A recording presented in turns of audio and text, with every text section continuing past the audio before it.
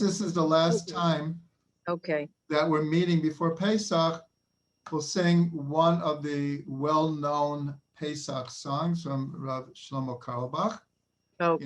In the songs that we sing at the end of the Haggadah. Adihu yivne beito, yivne beito, beito b'karov. Adihu yivne beito, yivne beito, beito b'karov. Bimheira, bimheira, v'yameinu b'karov. Bimheira, bimheira, v'yameinu b'karov. Kel b'nei, b'nei beito b'karov. Kel b'nei, beito b'karov.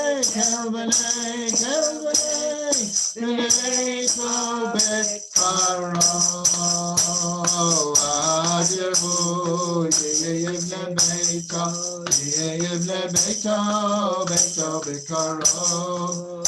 Adihu yivne beito, yivne beito, beito b'karov. Bimheira, bimheira, v'yameinu b'karov. Bimheira, bimheira, v'yameinu b'karov. Kel b'nei,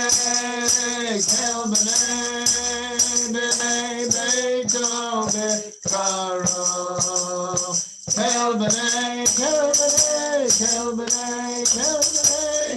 beito b'karov.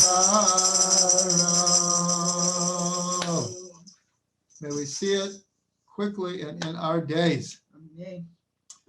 Okay, today we are going to be talking about the women in the Midbar, with a special emphasis on women of faith. One second here.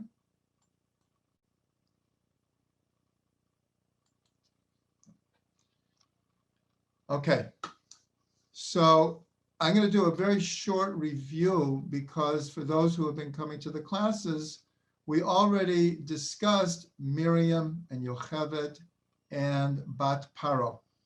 But I want to put them into the larger context of the very, very important statement from the sages that B'schuyot Nashin Tzikaniyot Yitzanu Mimitzrayim. On the merit of righteous women, we came out of Egypt. So, like I said, we dealt with some of these women already, but in the context of this special merit and especially the faith that they exhibited, this was the merit that we came out. It wasn't only their deeds, but the incredible faith that they had. So we already discussed Yocheved and Miriam as the midwives who refused to accept Pharaoh's instructions to chas v'sholom, kill all of the boys. They quite literally put their lives on the line by not obeying him. And they came up with some pretty good excuses that we went over. I'm not going to return to that. But obviously it was based on a certain faith that they had, the faith that this is not right morally or ethically, and the faith that God would stand behind them. So already we see that this idea that the merit of the righteous women is very much based on the faith that they had.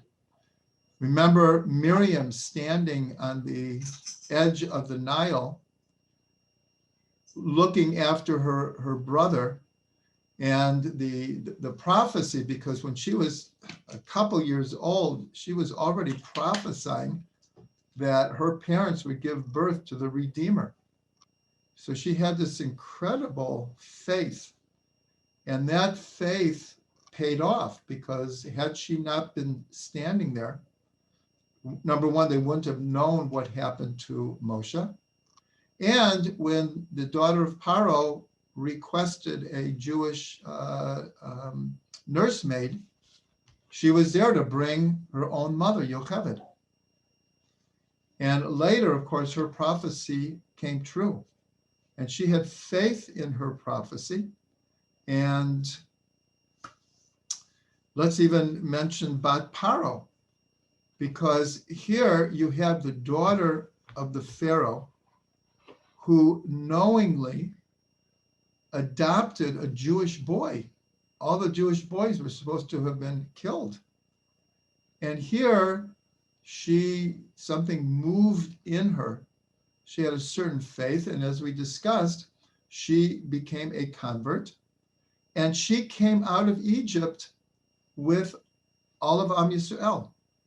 And according to our mystical tradition, one of the most elevated palaces in heaven is saved for Bat Paro.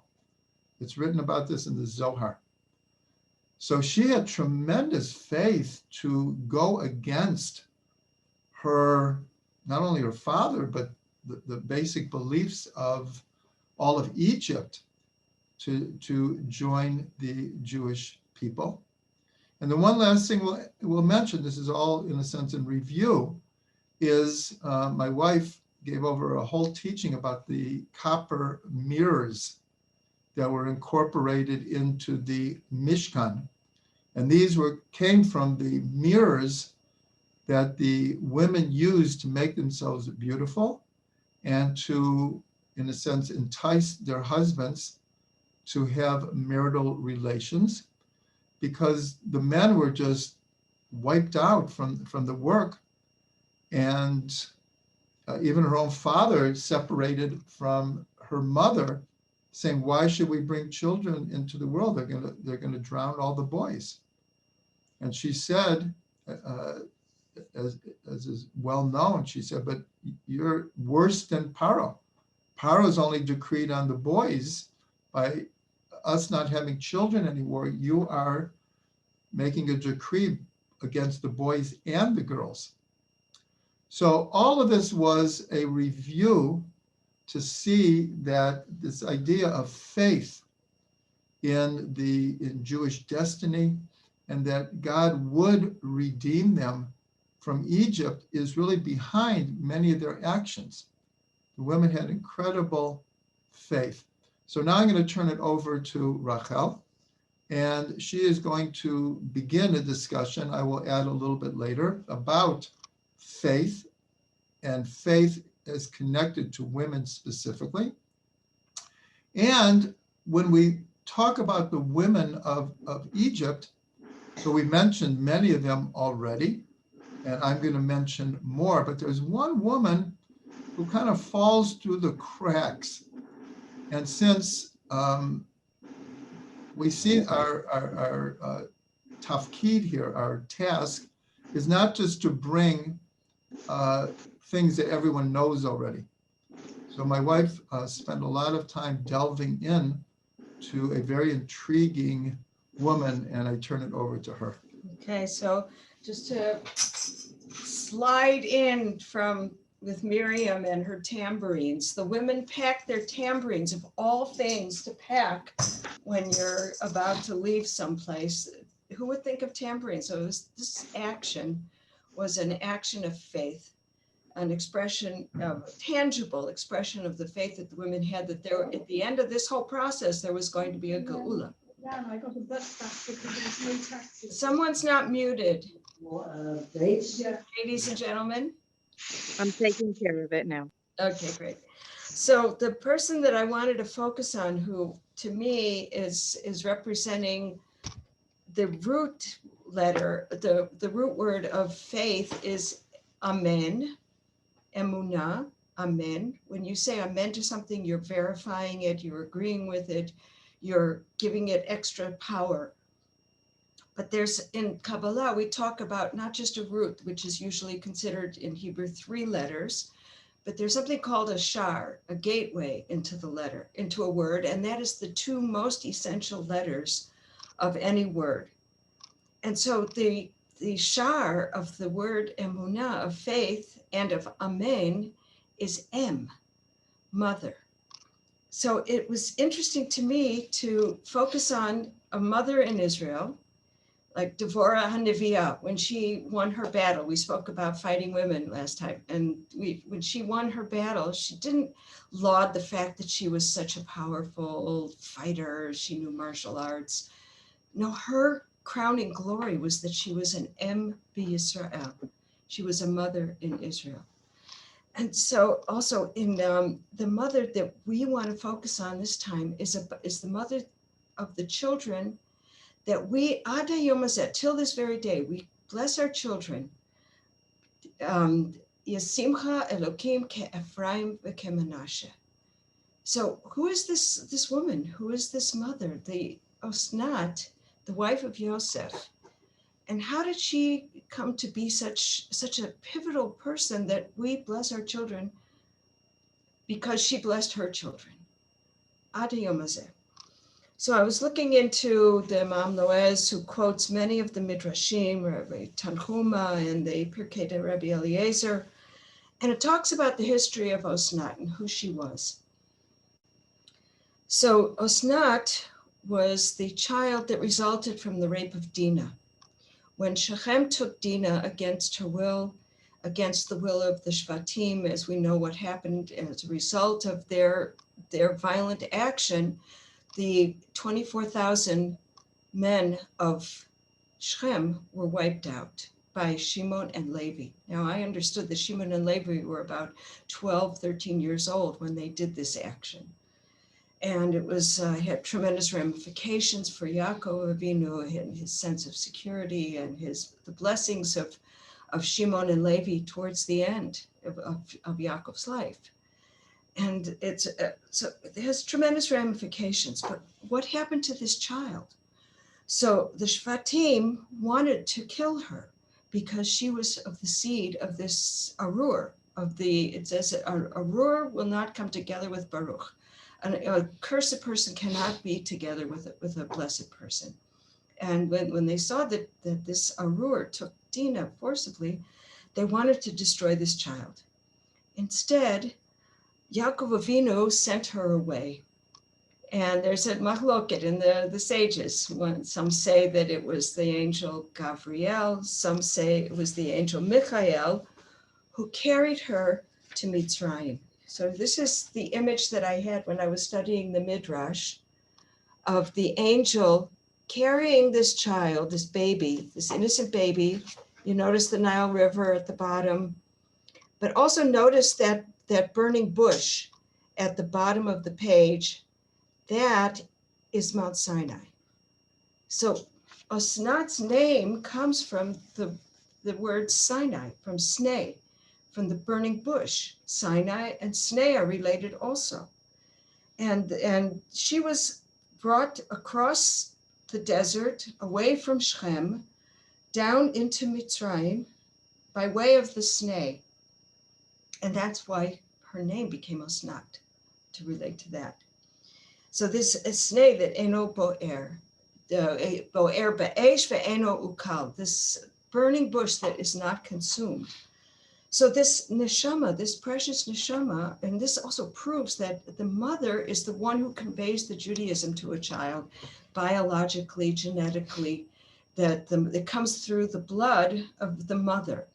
And that's the conveyor of, if the father could be anyone. Unfortunately, women are raped and we know in Eastern Europe that there were many pogroms and that women were targeted, the Jewish women were targeted. And yet the child that's born of that union is still a Jewish child because the mother is Jewish. So there's a lot going on here. So when Yaakov sent this child away, he put a golden chain around her neck with an amulet. And the amulet said, whoever connects to this child is connecting to the seed of Yaakov. So that was the image here of this necklace dangling from the child's neck, and it has the name Yaakov on it. So Osnat is adopted by Potiphar, in our parsha, when it talks about him being the father of Osnat, he's called Potiphera. So Rashi comments about why did they change the name from Potiphar to Potiphera? This is the same Potiphar's wife who was after Yosef. She had a vision that she was going to be having a child with Yosef. She wasn't sure because it was Aspaklaria She'enam Ira. She saw it in an unclear vision. She wasn't sure if it was through her or through her daughter. Now, they didn't have biological children because Potiphera liked men, and he wanted to be with Yosef. So that's why his name was changed from Potiphar to Potiphera. No wonder Potiphar's wife was so lusting after Yosef. Now, a little background about Yosef.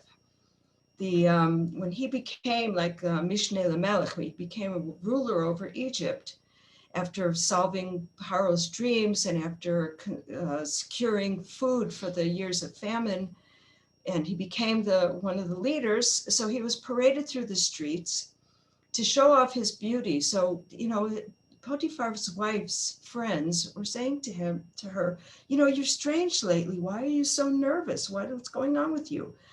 And she said, I have this slave in my house and he's so handsome. Every time he walks in the room, I just can't take my eyes off him. I'm so distracted. I can't concentrate on anything. And they said, no, he's just a guy. He can't be that handsome. And, so she said, come on over and I'll bring him out and you'll see for yourselves. So she invites all of her girlfriends over and they're having tea and they're having oranges. And in the Middle East, when you open an orange, you use a knife. So she puts an orange and a knife at everybody's place. And then she invites Yosef, come here. And when Yosef walks in, the women are so distracted.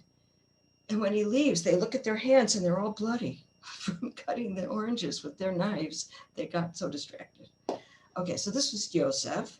And Osnat, when she was a young girl in Egypt. She grew up in Egypt. And remember, Yosef was 30 years old when he stood before Paro. So she must have been, remember, she's his niece. She is the daughter of Dinah, his sister. This is a crazy situation. It's like a Mordechai Esther situation again. Okay, but all the young girls go out into the streets to see this Yosef who's being paraded through the street, who's now being honored. Isn't this like Mordechai? Ish Yehudiah? He was riding on the sus, paraded through the streets. Here comes Yosef down the street. It's a similar story. And all the girls are throwing their jewelry at him and trying to attract his attention. And Osnat didn't have anything to throw at him. She was an adopted child. Maybe she was treated like a foster child, not so well. Who knows? But she takes off this amulet that Yaakov had put around her neck when she was an infant. And she threw that out towards Yosef. He caught it, behashgacha pratit. He caught it and he reads it. Now, this is after she had taken this amulet around to all the Chachamim in Egypt. She wanted for them to interpret, what does this mean? But they couldn't read Hebrew. All of the wise guys of Egypt didn't know Hebrew. And she thought that she would bring it to Yosef, but he was considered just a slave up till then. She never thought to bring it to him. He might have interpreted it already. But this time when she threw it out and he caught it, behashgacha pratit, he was able to see that this is his bashert. Who else is he going to marry in Egypt? Impossible. There was no one for him. But this kosher, precious neshama, who was sent away because of her shameful origins, now is being uplifted. And this is a very deep nahavochu. This is a Purim story again, where the darkest shadows can be transformed into light. When we go into the depths of Mitzrayim, into the depths of the depravity, almost the 49th gate of Tumah, how can we uplift this? How did Yosef stay pure? Yosef HaTzadik, always called the Tzaddik. How did Osnat stay pure in this environment? This is the faith of the mothers. And so now we're going to take it forward because our next holiday, next stop, ladies, you know it well. You're probably all up to your elbows and scrubbing and cleaning and preparing for Pesach, is that there's one of the 4 children. Remember, we bless in the children of Osnat. We bless that same blessing. But when there's one of the 4 children doesn't even know how to formulate a question. Maybe they're too young. Maybe they just haven't had an opportunity to develop their verbal skills yet. So it says in the Haggadah, At patachlo. Why does it use the feminine there? Why not ata? At, because it's the mother who develops this first curiosity about the world. Oh, stopping to see the butterflies as you're walking along the path, and identifying the different flowers, hearing the bird song, and being able to name things. To be able to put a word to it is at patachlo. And that is the ikar, the main point of the Haggadah. V'higarata lebincha. To be able to tell over the stories that we've learned through the oral Torah, which inspire me so much personally, to give me that sense of emunah, omen, the artist, the nursemaid, the craftsman. Amen in modern Hebrew is a trainer. We have the wonderful opportunities to do these exercise trainings that we do with each other. So that's all comes from the same root, M. So I bless you all with the blessings. Your children should give you nachas, and your family should give you nachas, like Osnat's children, Ephraim and Manasseh. Okay, that was beautiful. Okay, so we're going to continue a little bit learning about emunah, just in general, and then we'll go more to the women of the midbar. So if we're asked what is the cardinal statement of faith in the Torah, so everyone would answer Shema Yisrael, Hashem Elokeinu, Hashem Echad. This is called the fundamental statement of faith. But as everyone knows, there's 2 large letters in the Shema, the Ayin of Shema and the Daled of Echad. So when you read it in order, it spells aid, witness. So this teaches us a very, very important point about the role of the Jewish people in the world, that we are God's witnesses, that there is one God. And of course, we are exhibiting our faith that there is one God. But if you take these 2 large letters and you read them backwards, Daled, Ayin, it spells da, knowledge. So this is teaching us something very fundamental, is that our faith in God, in the Torah, in the prophets, is not what we call blind faith. It is a type of faith that is based on everything we know to be true. In other words, we don't just accept it. We develop our minds, we develop our own perspective, and we come to know that there is one God, not just to believe in one God. And these go together. Just one second. Yeah. These go together in the Rambam. The Rambam begins his Mishnah Torah that with his Hilchot Deot, the first section of the laws of Dat. And as what are the fundamental, not just beliefs, but our Philosophical principles. Our perception of what we believe in. So he begins with Dat. And yet in Sefer HaMitzvot, his first mitzvah is the faith in God. And that is in the first of the 10 commandments. Everyone asks, what exactly is the commandment? Is it says, Anochi Hashem Elokecha, I am the Lord your God who took you out of Egypt. What is the mitzvah there? So we're told that the mitzvah is the belief in God.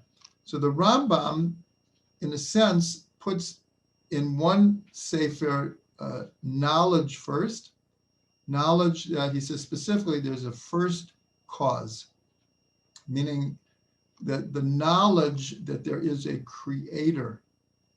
But in Sefer Mitzvot, he puts the first mitzvah as belief. Now, obviously, these go very much together. Now, where does this all come from? So in a sense, it comes from the first Jew, Abraham. So it's a very, very beautiful permutation of a few words here, that when God changes Avram's name from Avram to Avraham, so the explanation is because you will be an Av Hamon Goyim. So the letters Av Hamon are the letters of Be'emunah, in faith. So we see that engraved, in a sense, in Abraham's name and his description of being the father of many nations. He was the father of what we call monotheism. He was the initiator. He was the great believer, which we have received that tradition from generation to generation. Okay, now I want to give 4 different definitions of the root of the word emunah, and we'll see that they all have to do with women. First of all, emunah is a feminine word. And by the way, probably most of the most important words as far as our spirituality, our Jewishness, are feminine. Torah is a feminine word. Tefillah is feminine. Tshuva is feminine. Bracha. But now we see that faith itself is a feminine concept. It's the receptive. In other words, I receive all of the stimuli that is out there, and through that I formulate my belief system. In other words, I take everything in, and at a certain point, a person formulates what they believe in. But without that receptivity, then it's just all, in a sense, all coming from the ego. But here it's a sense of receptivity. So the four ways that the root of emunah are used is, there's a verse that says emunah omen, which means a strong faith. Here, omen means strong. So this tells us a lot about what emunah is, that in a certain sense, it's very hard to put your hand on the concept of emunah. But when a person has faith, it becomes the strongest component of their whole being. We base our decisions in a great deal on what we believe in, and then we act accordingly. The next one is emun, which means someone who's trustworthy. Right. So going back to the first one, though, that's what we've been saying is that the women in Egypt, they had this incredibly strong faith. And we'll see in a little while in what goes on in the desert also. We see many times where men vacillated in their beliefs, and the women were just straight, strong in their faith. So trustworthy. So this has a lot to do with the idea of of motherhood. In other words, it's not just that there's a great love between a mother and her children. There's a trust that is built up between a mother and her children. The children come to depend excuse me, on their mother, not just because they love her and they feel her love, but they feel her dependability. She's someone who can be trusted when I need a helping hand. The next one is an omenet, is a nurse, one who nurses, a nursemaid. So here we see very much, and Rachel alluded to this in At Kitachlo, is in the first stages of every human being, their whole nourishment. I mean, obviously in the womb for 9 months, all of the nourishment, all of the nursing is coming from the woman. And then once the baby is born and a baby nurses, the woman is providing all of the nourishment, not only physically, but really emotionally, psychologically, spiritually, educationally.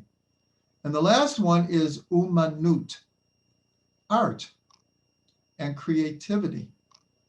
And since every woman also has a male component, a masculine component, and a man has a feminine component, so the idea of creativity, so usually we think of creativity of putting out, of writing a poem or writing a song or making a challah or whatever, all kinds of pottery, 100 different types of artwork that seems to come from the person. Like our daughter's artwork. Yeah, right. Here. That's the daughter's, and that's her father's right there. So, Runs in the family. but really, before we can put out our creativity, again, we have to be receptive. We have to be able to bring down, Channel. be a channel for new ideas and a channel to unlock the creativity that is within each person. Okay, so that is a little bit about faith. If we have time, which I don't think so, we can develop this even more.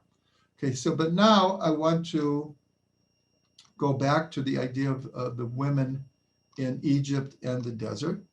So my wife mentioned, as we're coming out of Egypt, so the women who brought their tambourines in great faith that there would be something to celebrate, help lead Shirat Hayam.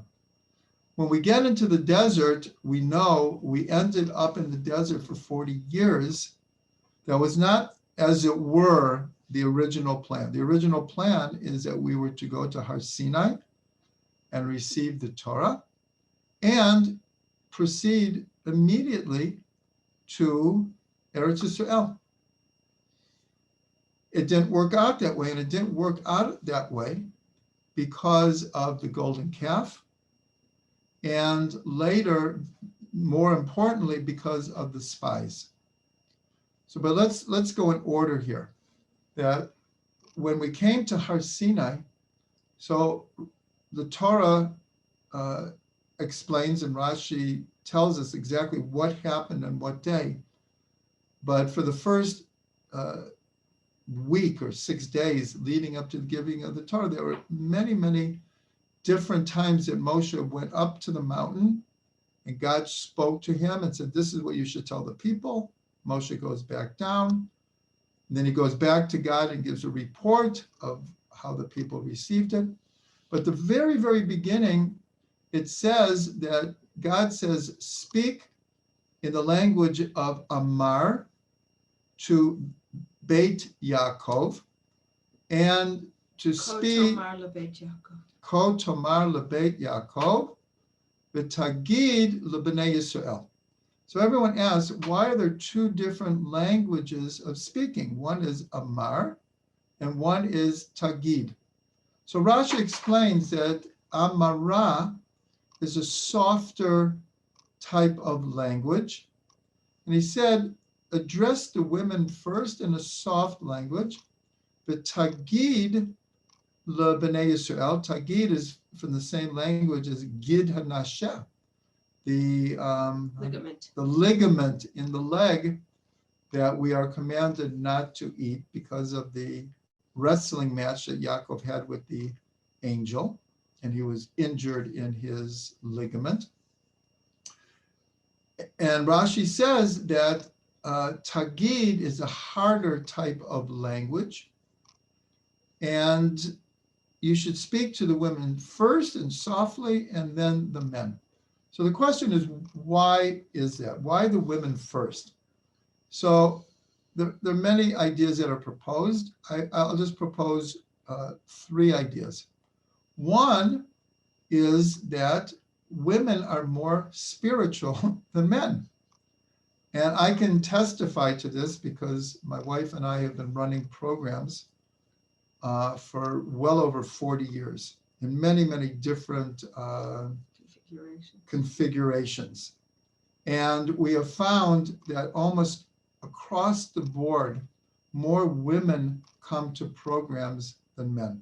And even now, okay, this is an all women's program, but I am doing a lot more teaching online, and the majority are always women.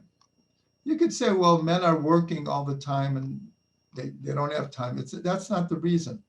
Women are more open and more receptive to new things, and in a sense, more open to learning from others and peers. So God says, speak to the women first. Like, if they get it, they'll raise their families. And that's the second reason, is because, as Rachel said, at petachlo, that the early education, and not just early, but it continues, early education is provided by the mother. And it's crucial, it's critical. And then there's a third reason, and the third reason is a more, call it spiritual or mystical reason, is that if we remember what happened in the Garden of Eden, so God told Adam, don't eat from the tree of knowledge of good and evil.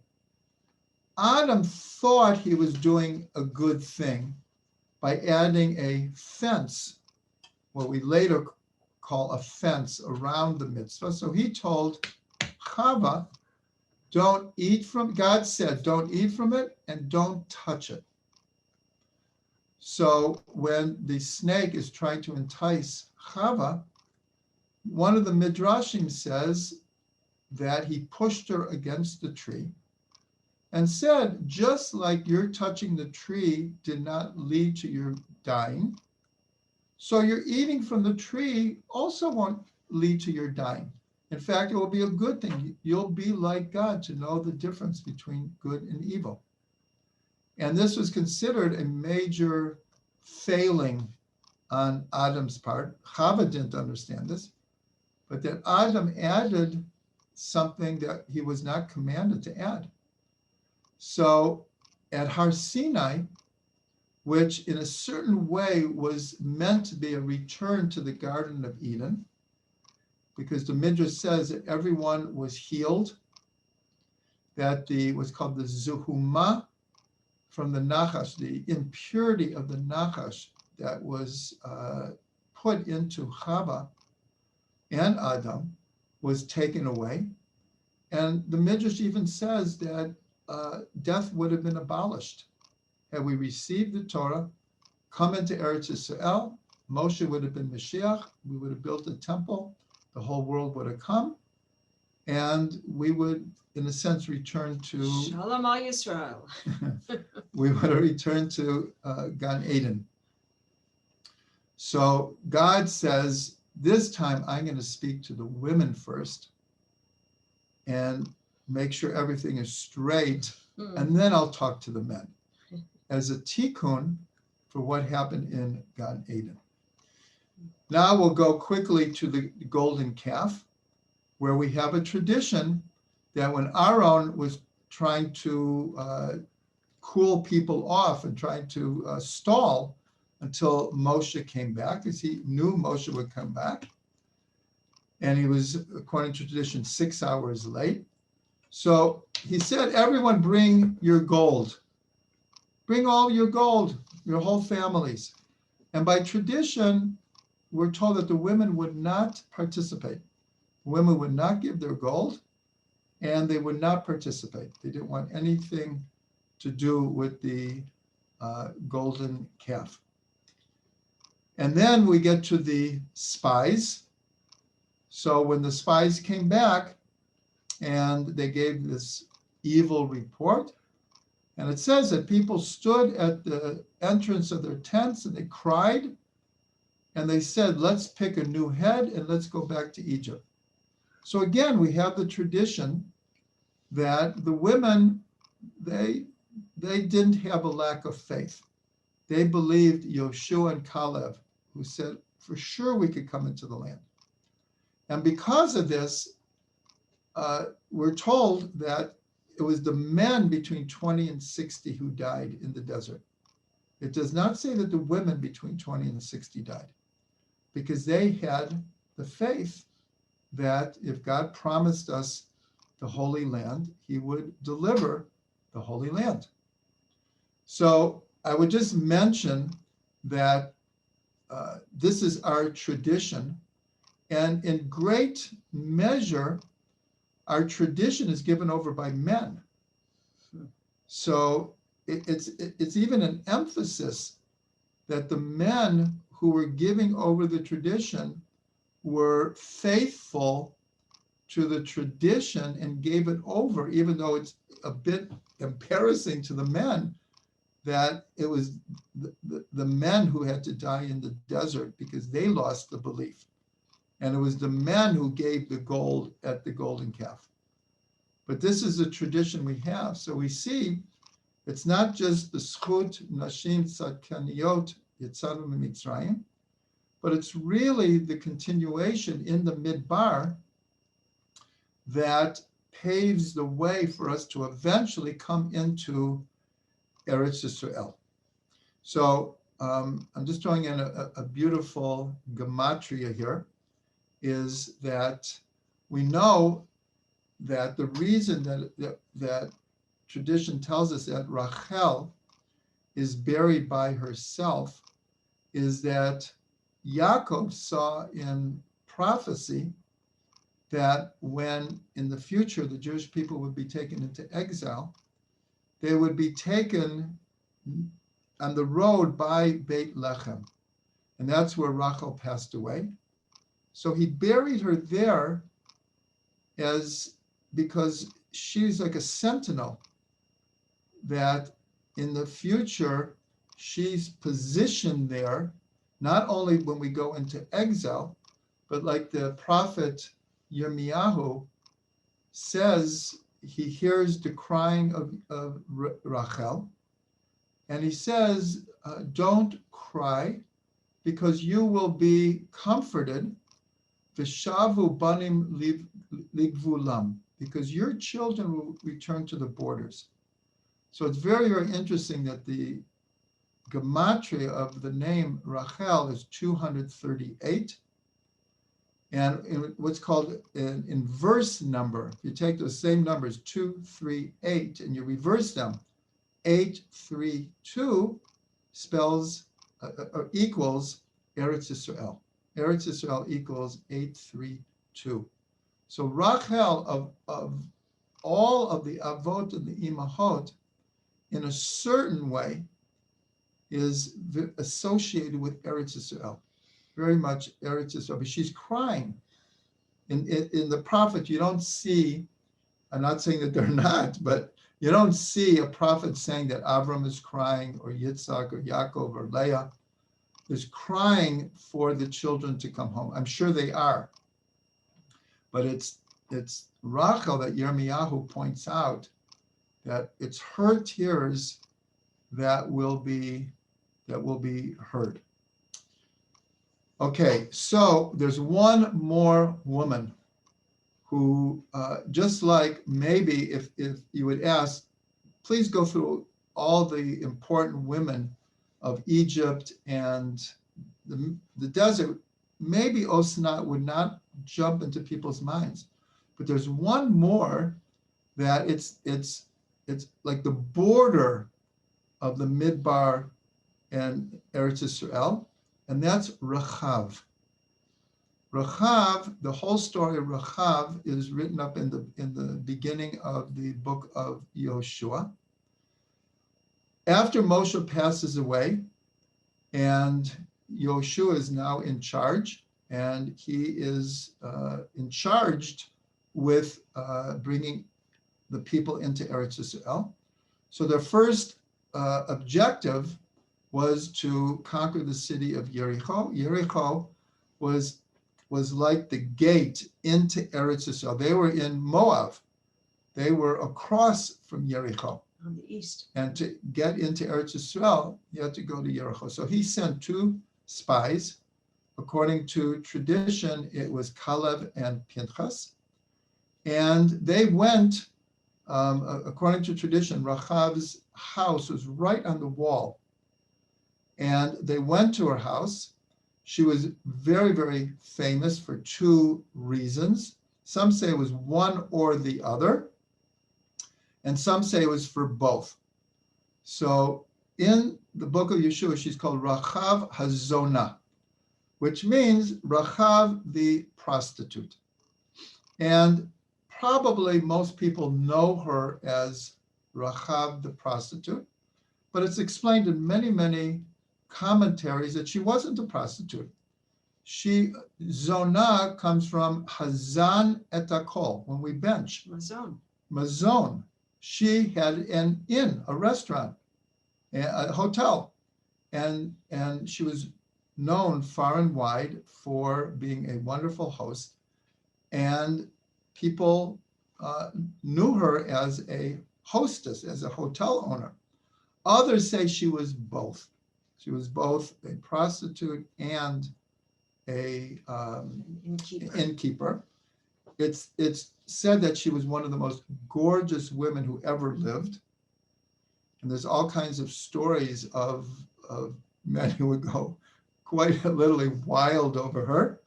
It says that all the 31 kings that Yoshua had to conquer had been with her at one time or another. Now, but what happens is when the spies come, they're found out that they're spies in Jericho, and they come from the king to Rachav to see if she's hiding them, because she's running a hotel. And she says, no, in fact, they were here, but they escaped already. And quick, chase them, and you'll catch them. So she diverted their action, and then she spoke with them, and she was very much like Yitro, where she had heard of the splitting of the Red Sea and all of the miracles. And she said to them, what's interesting, she doesn't say that I want to connect with you because I know you're going to destroy Jericho and I want to live and my family. She did say that, but she starts up by saying, I heard about what your God has done, and I see that he is the God in heaven and he is the God in earth, and I want to connect to that. And so she makes arrangements that she, for the goodness that she did, she hid them on the roof. They checked the roof and they couldn't find them. And she said, because I did this chesed to you, you have to promise me that when you conquer Jericho, you will save me and my family. And that's what happened. She put out a red material to indicate where she was. The red thread from Kever Rachel. Yeah. Oh, maybe that's a connection. That's actually a very good connection. And that's what happened. They saved her. But the reason I'm telling this whole story is because, according to tradition, she married Yoshua. And she became a very righteous convert. But there's a deeper story here. There's a deeper story here, and my wife alluded to this already, is that we're told that along with the pure desire that the wife of Potiphar had for Yosef, she also had an unclear prophecy that she was meant to be with him. That, like I said, there was a physical attraction, but it was more than that. And the Arizal points out something very, very deep that really applies to everyone. He said she had a good side and a not such good side. Her not good side, that is what made her desire Yosef. It wasn't just a physical need that she wanted to fulfill. But she also had a very good side, and she wanted to connect to the holiness of Yosef. So the Ari explains that Yoshua comes from the tribe of Yosef and had a spark of Yosef in him. Rachav is a reincarnation of the good side of the wife of Potiphar. And so her original prophecy actually comes true.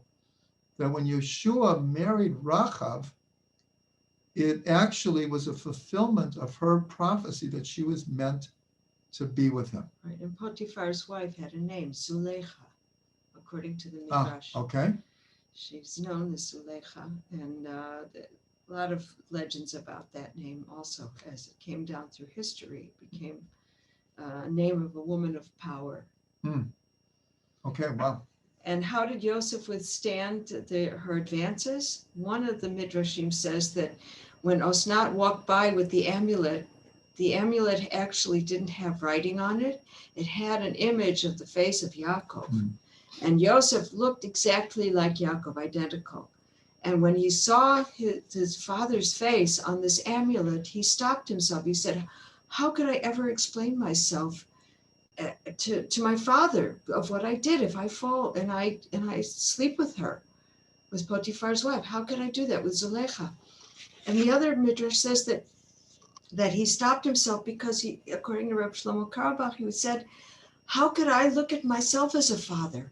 How could I tell my children what a horrible thing that I did if I fall at this moment? And this is what gave him the power to resist. A very powerful woman. Okay, so we went a little bit over 12:20, but we're going to wrap this up here. And this expression, in the merit of the righteous women of Egypt, we came out of exile to freedom.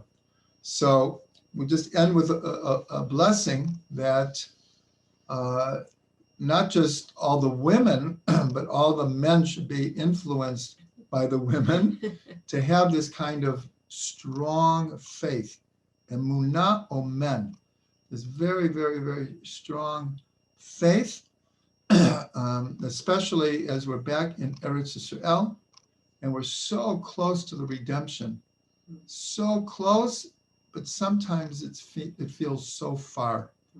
But when it feels far, that's when we need to hold on to our faith of what we're doing here, why God brought us here, why all of history is leading up to where we are holding right now in Eretz Yisrael.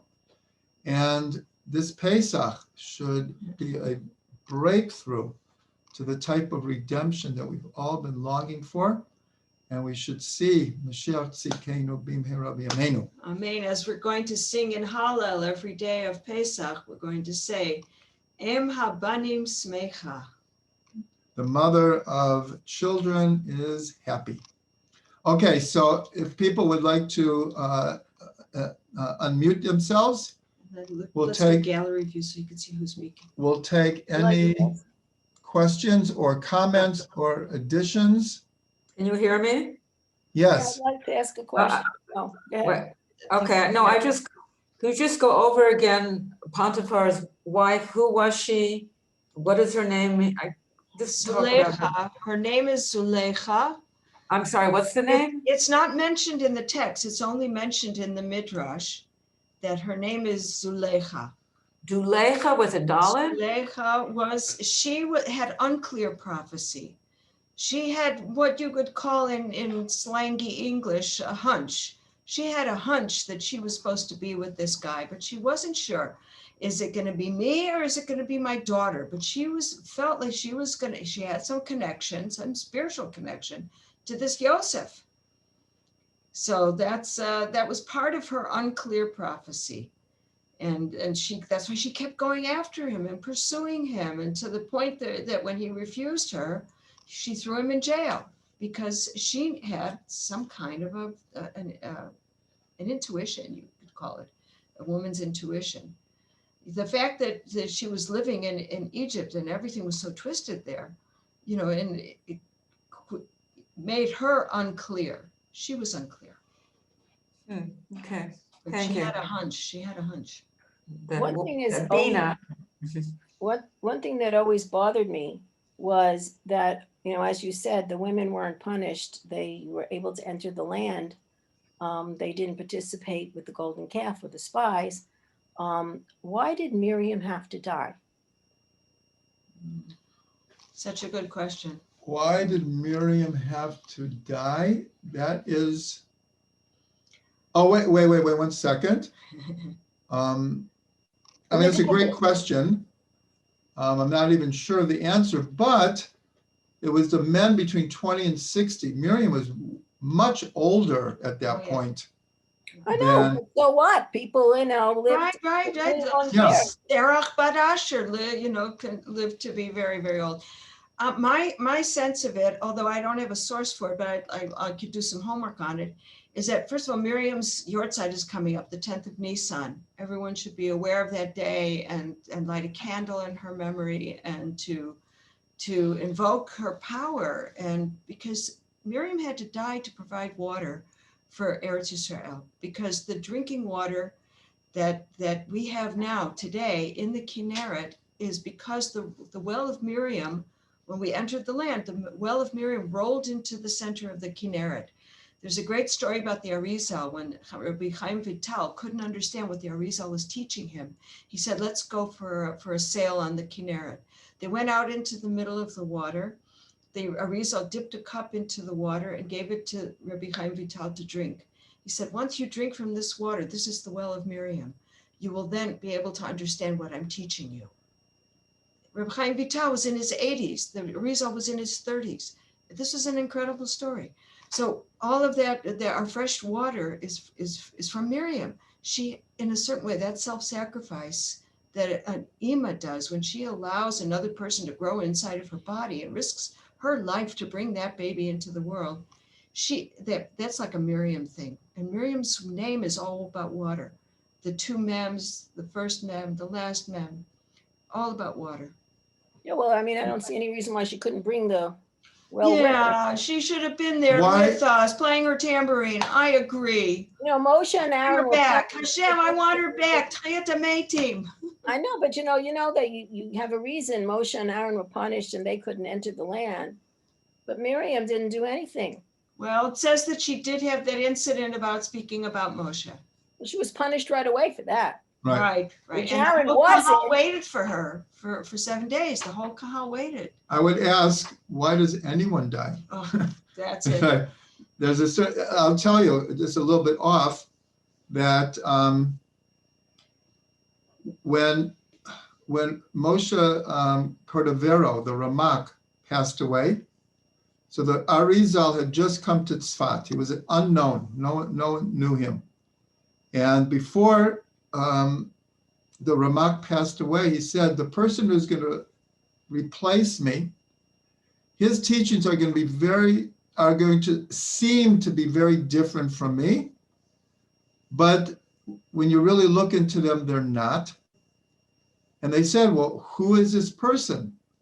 He said, you'll know him because he will see the cloud of fire leading my procession to where I should be buried. And so when they got to the cemetery in Tzfat, which many of you have been at, they had already dug a grave for the Ramak. And they were about to take him there. And the Arizal, who had just come to Tzfat, again, no one knew him, said, you can't bury him there. And they said, what do you mean you can't bury him there? He said, that's not where the pillar of fire is. And he pointed over where it was. That's where they buried him. And if you've ever gone to the kever of the Arizal, the Ramak is at the foot of the Arizal. The Arizal was then buried right above him. But this is what I'm getting at. So then he gave a short hesped, because when the people saw that, he saw what no one else saw. So he said, he brought the idea that when someone dies, someone who's hung on a tree as a punishment from the Beit Din, they don't leave the body overnight. They have to take it down. So he said about the Ramak, he said, there are certain people in this world that they had done nothing wrong to deserve to die, but it's talui be'etz. It's like hanging from the tree. What tree? The tree of knowledge of good and evil. Once mankind ate from it, it was decreed that they would eventually die. So he said the Ramak came into the world pure and he left the world pure. So why did he have to die? Just like everyone has to die. It was talui be'et. He was like hanging on the tree of knowledge of good and evil. That's the only reason. So I just thought of that when you said that. Yeah. The other thing is, it's either one or the other. It's either the Eitz HaChaim that we didn't eat from in time. We should have eaten from the Eitz HaChaim first. Yes. No one said you couldn't eat from that one. That was tasted better. We were just tasting, before Shabbos. We're told if they would have waited for Shabbos, we're told they could have eaten from the Eitz HaChaim and then the Eitz HaDat. And the problem was we ate from the Eitz HaDat before the Eitz HaChaim. We got it backwards. And had we eaten from the Eitz HaChaim first, we could have eaten, because then they would have been able to deal with the perspective that they ingested, integrated by eating from the tree of knowledge without the tree of life. So it's either that or it's the golden calf. One of those two takes us out of the world. So Halavai, we should live forever. All of our loved ones who have left this world, we should see them again. All of our great leaders, Miriam at the Rosh HaNashim, and with Batya, with Osna, with all of the Nashim Tzikaniot. There's another person I think we should mention also is Serach.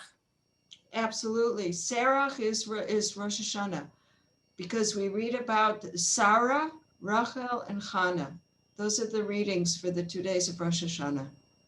But I mean, Sarah Bat Asher, the renewal of the Rosh Hashanah of every year, as we read about these three women. But she's part of the story. So this could be for next year's series. There's only so much we can do in less than an hour every week, every month, once a month. Thank you very much, Rabbi Trugman and Rachel. But I just want to mention, what I thought you were going to say? I thought you were going to say is, what about the Daughters of Slovkad? To be continued. But if you see the whole list that we worked out at the beginning of the year, she's coming later in the book of Bamidbar. We're going to go into the Daughters of Slovkad. So hold on tight. Yes, hold on tight. Okay, we probably won't be seeing you, but everyone should have a Pesach Kasher v'Sameach. Thank you for coming and watching. And in the name of my mother of blessed memory, Fego Bat Chava, Bat Sarah Leah, that you should have a Zisen Pesach, that's what Amen. Thank you. Amen. Thank you. Amen. Thank you. Okay. Much. All the best. Bye. Bye. Thank you. Bye-bye.